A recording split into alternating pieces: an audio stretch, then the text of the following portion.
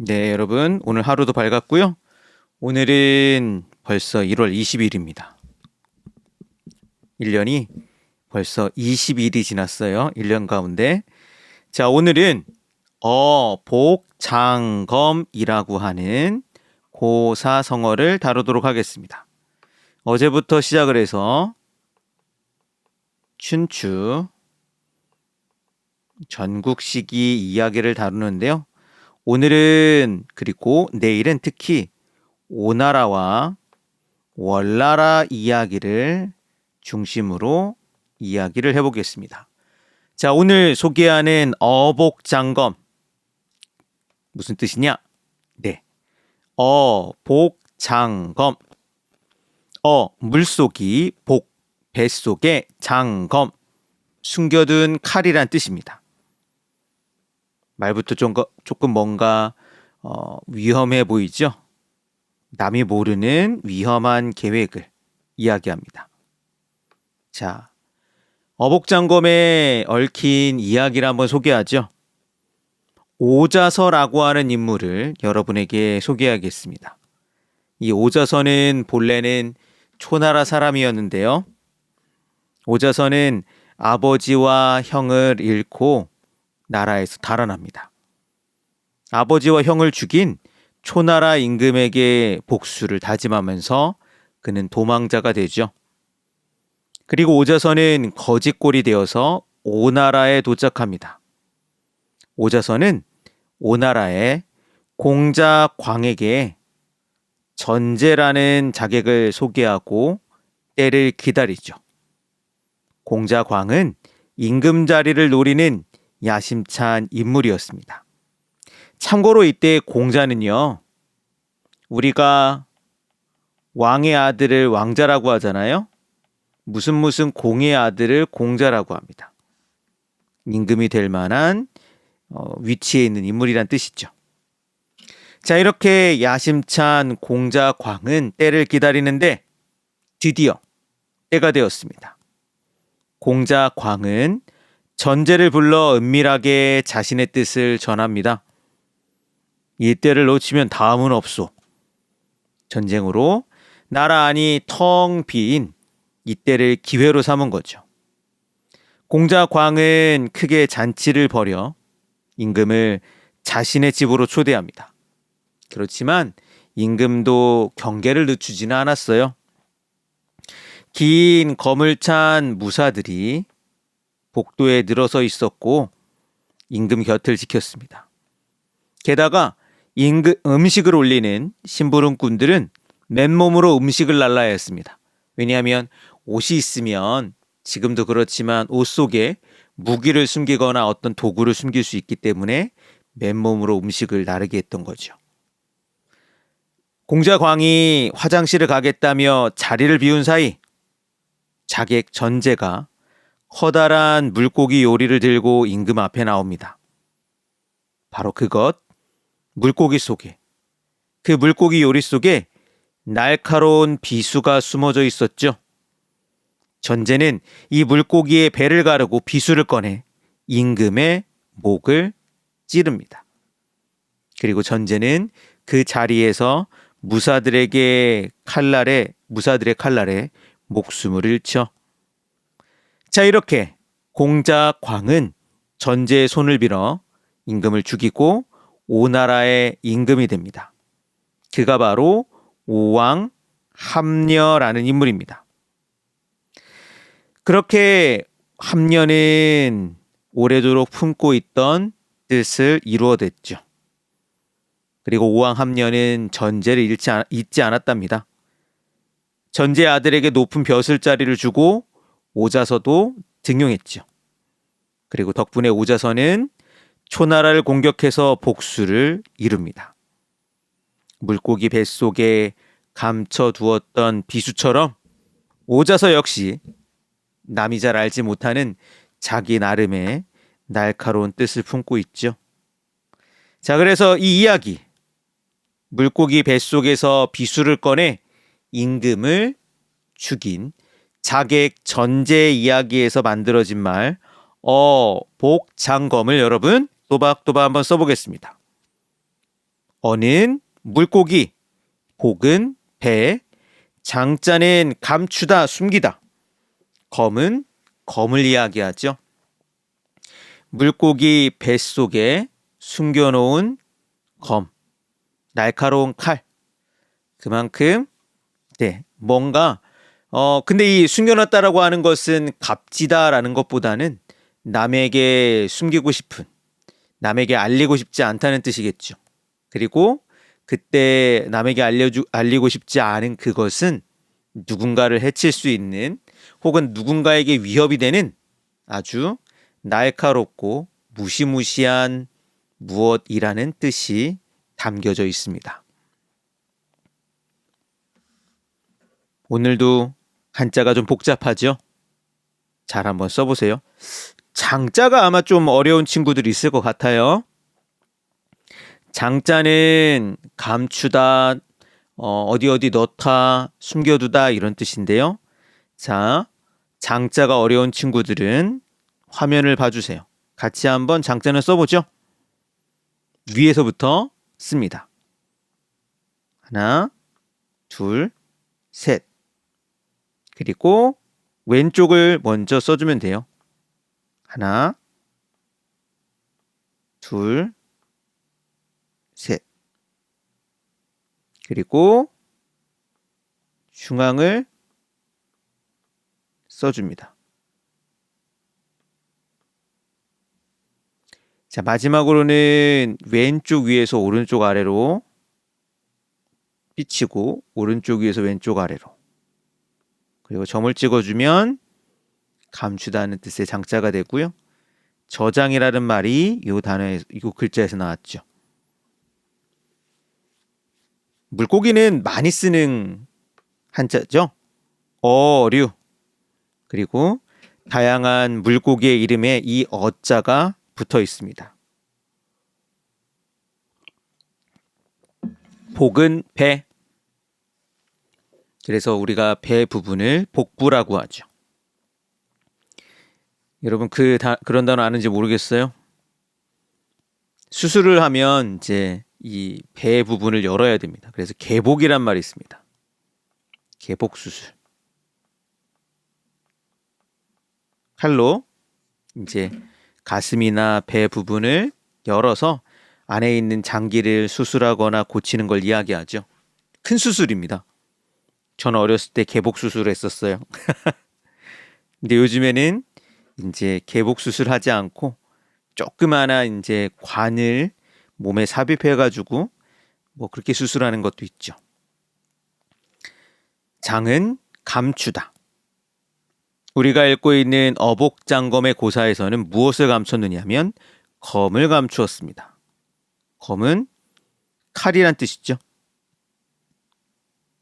여기서는 비수. 비수는 보통 짧은 그리고 날카로운, 그래서 아주 가까이 있는 상대를 해칠 수 있는 그런 칼을 비수라고 합니다. 뒤에도 이야기하겠지만 요 전제 이야기는 사기의 자객열전이라고 하는 글에 실려져 있고요. 앞으로 우리는 자객열전 속에 실려있는 몇 명의 자객들을 만나보겠습니다. 네, 벌써 다 썼어요? 다른 친구들 쓰는 걸 좀 기다려보죠. 어자는 물고기. 물고기를 담아놓는, 물고기를 기르는 곳을 뭐라고 할까요? 저는 어렸을 때 이제 우리 동네에는 민물들이 있었거든요. 민물 물고기를 막 갖다가 키우고 그랬습니다. 어항이라고 하죠. 그때 물고기보다는 올갱이, 우렁이 이런 거를 더 많이 기르긴 했었습니다. 왜냐하면 그 이제 지금이야 물을 깨끗하게도 하고 뭐 이렇게 어항에 필요한 도구들이 많이 있는데 그때는 뭐 그런 게 없었어요. 그래서 맨날 이끼 끼고 이끼를 먹는 애들을 갖다 놓아야 되니까 이제 그러다 보면 오히려 올갱이나 다슬기라고 하죠. 참 우리는 올갱이라고 합니다. 그리고 우렁이 같은 애들만 갖다 놓고는 그랬습니다. 자, 오늘도 뒤에 있는 표현들을 한번 익혀보겠습니다. 첫 번째 표현은 자객. 누군가를 찔러 죽이는 사람이죠. 옛날 이야기를 읽어보면 더 큰 권력을 얻기 위해 자객을 쓰기도 했었습니다. 이 자객들의 이야기가 자객열전이라는 글에 실려 있고요. 아주 큰 사랑을 받았습니다. 정말 재밌어요.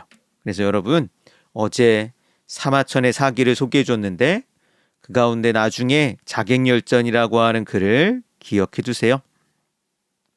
그 다음은 복수입니다. 복수는 원수를 갚는다라는 뜻이죠. 자, 오자서 이야기를 좀 해야 되겠습니다. 오자서는 아버지와 형의 원수를 갚기 위해 초나라를 공격합니다. 오나라 군대를 끌고. 자, 이렇게 오나라 군대를 끌고 초나라 수도에 이르렀는데 근데 복수를 하려고 했던 초나라 임금이 이미 죽었대요. 오자서의 복수 이야기가 유명하죠. 어떻게 복수했느냐?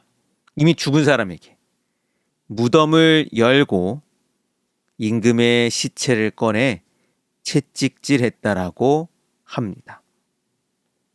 마지막 고사성어는 일모도원.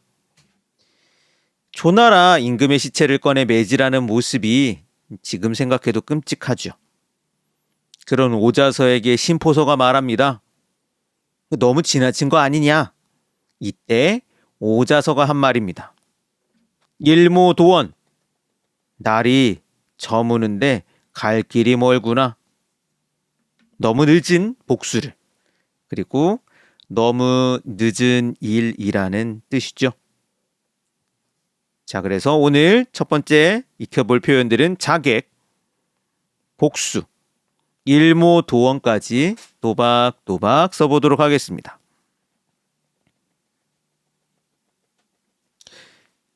자객이라고 하는 이제 사람들은 먼 옛날부터 있었던 것 같아요.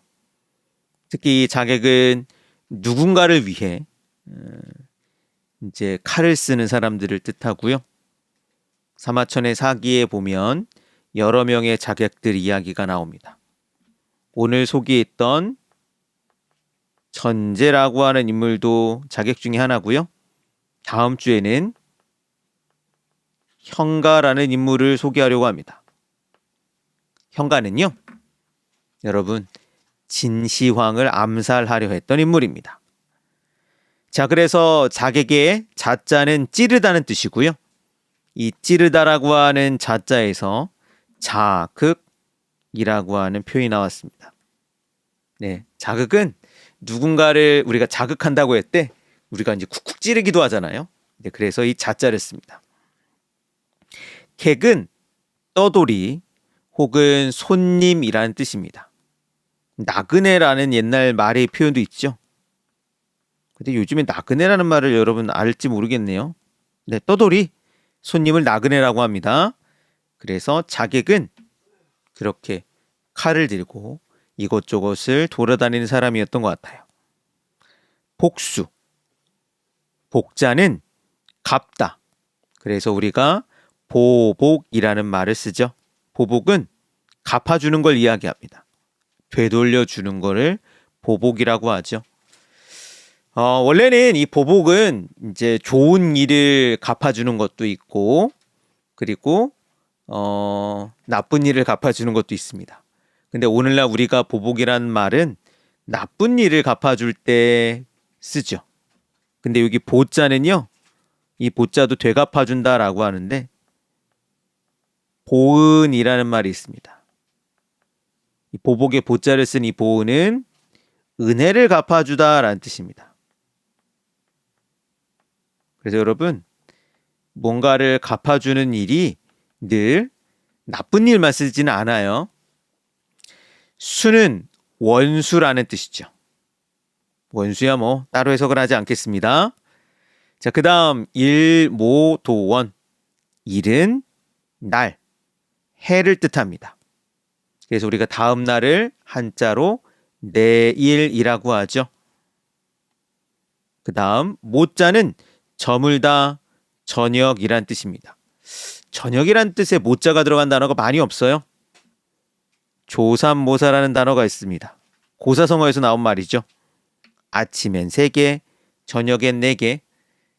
네, 뭔가 그렇게 금방 바뀌는 말을 이제 가리키는 표현이기도 합니다. 조삼모사도 좀 설명이 필요한데 그 이야기는 나중에. 도자는 길이란 뜻입니다. 그래서 우리가 무언가를 중간에 어떤 것이 진행되기 중간을 도중이라는 말을 쓰죠. 마지막 원, 멀다는 뜻입니다. 일모 도원까지 또박또박 써보도록 하겠습니다. 천천히 써보세요. 다 쓴 친구는 또 알려주세요. 숫자 어려워요. 이게 복잡해서 그런데 천천히 쓰면 돼요. 같이 한번 써보겠습니다. 숫자. 자, 왼쪽부터 씁니다. 하나, 둘. 그리고 위에서부터 천천히 내려오면 돼요.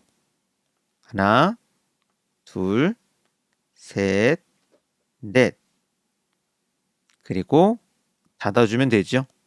하나, 둘. 자, 똑같이 쓰면 됩니다. 하나, 둘. 그리고 위에서부터 하나, 둘, 셋, 넷. 그리고 역시 또 닫아주고요. 그 다음에 아래에는 언자를 쓰면 되죠. 근데 밑에 쓰기 때문에 좀 약간 찌부됐다고 하는가? 이렇게 약간 눌린 형태로 쓰면 됩니다. 옛날에는요, 한자를 쓸 때 이게 한 번 쓰는 걸 획이라고 합니다. 그래서 획의 순서, 어떻게 쓰는지 획순, 그리고 몇 획인지 이런 게 굉장히 중요했어요. 왜냐하면 이게 몇 획인지에 따라서 사전에서 이걸 찾는 이제 방법이 있었거든요. 근데 지금이야 인터넷 사전이 많이 있고, 물론 여러분이 한자를 전문으로 배운다면 획순도 중요하고 몇 획인지 중요한데, 일단 우리는 누누이야기 하지만 한자랑 친해지는 게 중요하니 그냥 손이 가는 대로 쓰면 되겠습니다. 자, 객자입니다. 객자 한번 여러분 생각해 보세요. 떠돌이 손님이라는 뜻으로 객자가 이제 있는 게 뭐가 있을까? 고객, 손님을 고객이라고도 하죠. 다 쓴 친구는 이 객자가 들어간 표현, 객실. 맞아요.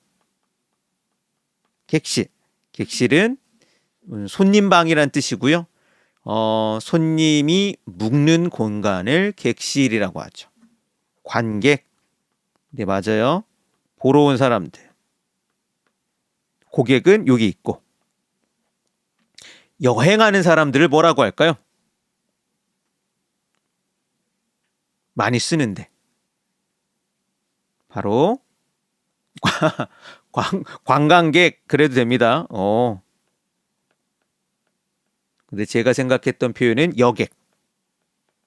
그래서 여러분, 그 여행하는 사람들을 싣는 비행기를 여객기, 뭐 예를 들면 여행하는 사람들을 싣는 배를 여객선, 뭐 이런 표현을 쓰죠.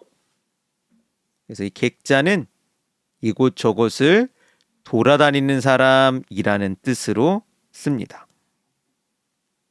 쭉 내려와서 여러분 좀 쉬운 거 생각해 볼게요. 일자. 일은 해라는 뜻이기도 하고 날이란 뜻이기도 합니다. 이 일자가 들어간 단어 뭐 있을까요? 다음 날을 내일이라고 하죠. 다음 년을 내년이라고 합니다. 일출, 일몰. 일출은 해가 떠오르는 걸, 일몰은 해가 지는 걸 이야기하죠. 네, 여러분들 뭐 새해 됐을 때 일출 봤는지 모르겠는데요. 다음 날 떠오르는 해를 내일이라고 하는데, 오늘 해를 뭐라고 하냐면 여러분 이 표현을 좀 기억해 두세요. 금일이라고 합니다. 오늘이란 뜻이에요. 한자로 그럼 올해를 뭐라고 하냐면 금년이라고 합니다. 네, 금일이라는 단어를 몰라서 뭔가 이렇게 일어난 해프닝이 인터넷에서 굉장히 유명했었죠. 금일은 오늘을 이야기합니다, 여러분. 금일은 금요일이 아니에요. 더군다나 금일할 때 금자는 지금의 금자입니다. 금요일의 금자랑 달라요. 금일은 오늘. 자, 또 다음 페이지에 있는 표현도 소개하죠. 자, 오늘 이제 세 번째 페이지에 있는 첫 번째 표현은 비밀입니다. 비밀은 다 아는 뜻이죠. 감춰둔 것을 의미하죠. 공자 광은 비밀리에 자객 전제를 준비했고 결국은 뜻을 이루었죠. 얼마나 조마조마했겠어요. 자, 그 다음 표현은 야심입니다. 크게 무언가를 이루어 보겠다는 마음을 야심이라고 하죠.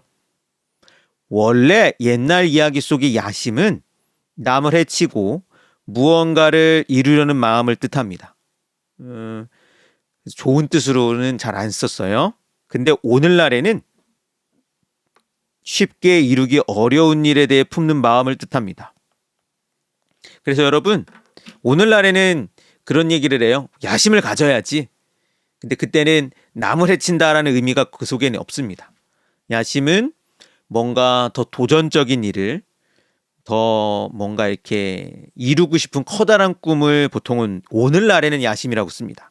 그래서 원래 뜻과 오늘날 쓰는 표현이 옛날 사용했던 것과 오늘날 사용하는 의미가 달라지는 경우도 있어요. 마지막 오늘 소개할 표현은 차도살인이라는 뜻입니다. 차도, 남의 칼을 빌려서 살인, 사람을 죽인다는 뜻이죠. 오늘날에는 다른 사람을 이용해서 누군가를 공격한다라는 뜻으로 쓰기도 합니다.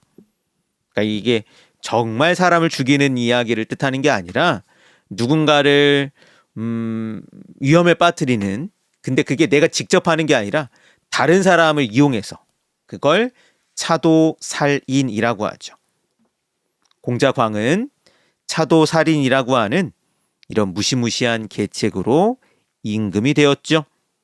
그리고 미리 이야기하면 오늘 소개했던 공자광, 오나라 합려, 그와 연관된 또 다른 복수 이야기를 내일 또 이어서 나눌 예정입니다. 새 표현을 천천히 써보죠. 비밀, 야심, 차도살인. 여러분도 다 비밀이 있죠? 자연스러운 겁니다. 제가 어린이 청소년을 많이 만나봤는데요. 어린이 때는 사실 비밀이라고 할 만한 게 있기는 있지만 그렇게 많지 않아요. 근데 여러분도 청소년이 될 거고, 그리고 친구들과의 보내는 시간, 학교에서 보내는 시간, 그리고 여러분이 스스로 여러분의 방에서 보내는 시간이 늘다 보면 비밀이 점점 늡니다. 네. 그리고 그 비밀은 친구에게도 알려주기 싫은 비밀도 있고 부모님에게 알려주기 싫은 비밀도 있죠. 비밀은 감춰둔 걸 이야기하죠. 빗자는 감추어져 있다는 뜻입니다. 그래서 누군가 알지 못하는 감춰둔 방법을 비법이라고 합니다. 뭐 요리 같은 거 할 때라던가 아니면 뭔가 특별한 나만의 방법을 비법이라고 하죠. 밀자는 원래는 촘촘하다라는 뜻이고요. 숨기다라는 뜻이 됩니다. 그래서 감춰둔 걸 남이 보지 못하도록 하는 걸 은밀하다라고도 하죠. 야심의 야자는 원래는 들판이라는 뜻입니다. 그래서 거칠다라는 뜻이 있어요. 야생의 야자가 이 야자입니다. 심은 마음. 근데 여기서는 뭔가 이루고 가지려는 마음, 욕심이란 뜻이 여기는 좀 들어있죠. 차도살인.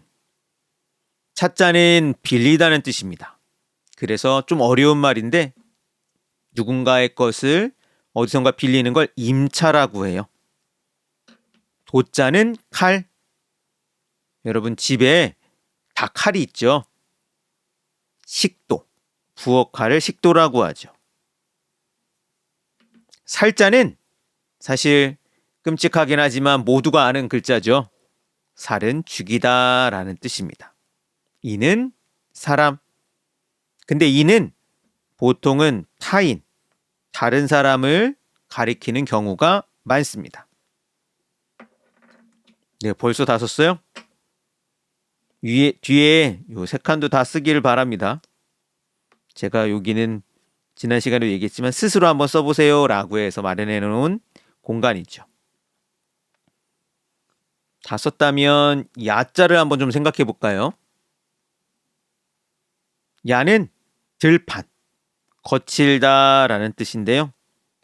그래서 야생, 한편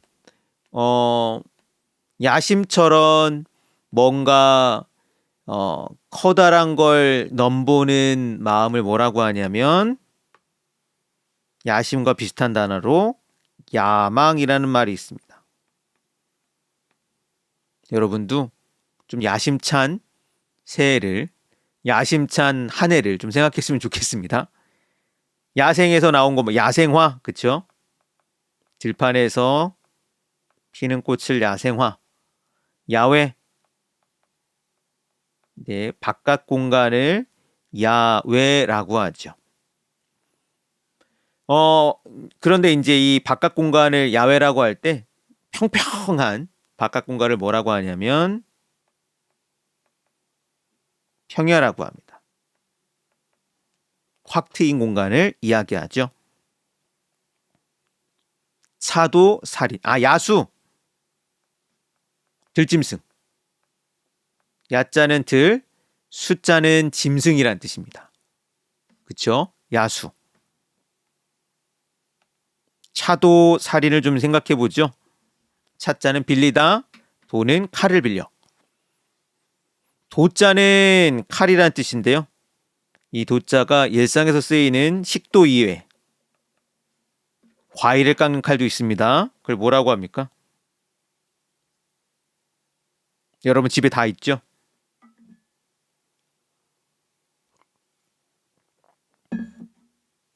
과도. 이 도자는요, 아주 작은 글자지만 많은 곳에 쓰입니다. 근데 옛날 글을 읽으면 무슨 도라고 하는 칼들이 많이 등장하지만 요즘에야 뭐 그런 게 등장하겠어요. 살자는 죽이다. 그래서 누군가를 죽이고 해치는 것을 살해라고 하죠. 끔찍한 단어지만 그래도 많이 표현되는 글자이기 때문에 생각을 좀 해보죠. 살인은 다른 사람을 해치는 걸 이야기하고요. 죽이는 걸. 누군가에게 살해당했다. 살해당했다라고 할 때 그 표현을 뭐라고 하냐면 피살이라고 합니다. 피자는 당하다라는 뜻이에요. 그래서 우리가 뭐 이제 뉴스 같은 거 보면 여러분들 뉴스를 요즘 보는지 모르겠는데요. 저는 좀 봐야 된다고 생각을 합니다. 물론 신문이나 뉴스에 나오는 이야기들이 아름다운 이야기만 나오는 건 아니에요. 끔찍한 이야기도 나오고 사건 사고도 나오고 여러분이 별 관심 없는 이야기, 별로 재미없는 인물들에 대한 이야기도 나오겠지만 그래도 뉴스나 신문을 보는 건 중요한데 네, 뉴스 보면 사건 사고 나올 때 피살당했다 뭐 이런 표현을 써요. 피살은 죽임당했다는 뜻입니다. 한편 스스로 목숨을 끊는 걸 네, 자살이라고 하죠. 끔찍한 표현이지만 여러분들이 조금 관심을 두면 아주 어렵지 않게 볼 수 있는 표현입니다. 네, 총살이란 표현도 있어요. 맞아요. 총살은 총으로 쏘아 죽이는 것을 이야기합니다. 무기살이라고 하는 건 모르겠습니다. 무기로 뭐 이렇게 이제 죽인다라는 뜻인 거겠네요. 모르겠습니다. 그거는. 인자는 이제 다른 사람을 타인이라고 하죠. 맞아요. 이제 다른 사람을 죽이는 걸 타살이라고 하고 다른 사람에게 죽임당하는 것도 타살이라고 하죠. 그리고 살생, 살아있는 걸 죽이는 걸 살생이라고 합니다. 여러분 불교 같은 거 책에서 공부하다 보면 살생을 금했다라는 표현 나오죠. 금은 금지를 말합니다. 그래서 살아있는 걸 죽이는 걸 금했다. 자, 오늘도 벌써 이렇게 끝날 때가 되었습니다. 오늘은 어복장검, 그쵸? 그리고 일모도원이라고 하는 오자서에 얽혀있는 또 다른 고사성어를 간단하게 이야기했고요. 차도살인까지 다루었습니다. 내일은 오왕합녀에 얽혀있는 복수 이야기를 만나겠습니다. 자, 여러분 또 하루 오늘 춥다고 하는데 건강하게 보내고요. 내일 만납시다. 여러분 안녕.